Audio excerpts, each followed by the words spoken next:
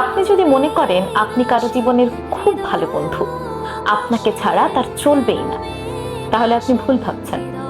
বিশ্বাস করুন, কেউ না কেউ তার জীবনে এসে আপনার জায়গাটা ঠিক নিয়ে নেবে, কিংবা সে নিজেই আপনাকে রিপ্লেস করে ফেলবে।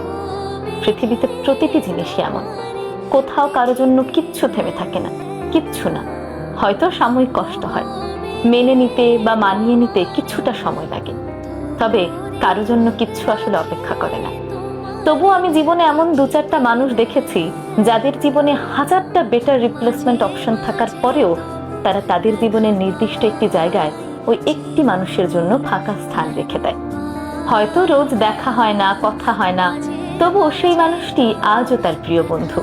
তার জায়গাটি কেউ নিতে পারেনি, কিংবা সে নিজেই তার বন্ধুর জায়গাটি আর কাউকে দেয়নি। কারো জীবনে এতটুকু মূল্যায়ন পাওয়া ভীষণ ভাগ্যের ব্যাপার।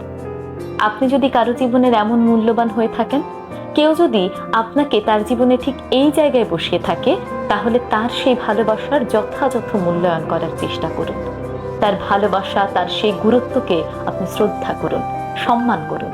তার সেই ভরসা এবং বিশ্বাস বজায় রাখার চেষ্টা করুন, কারণ আপনি সেই ভাগ্যবান মানুষ যে কারো জীবনের সবচেয়ে ভালো বন্ধু হতে পেরেছেন, কিংবা কারো জীবনের ভালোবাসার মানুষ হতে পেরেছেন।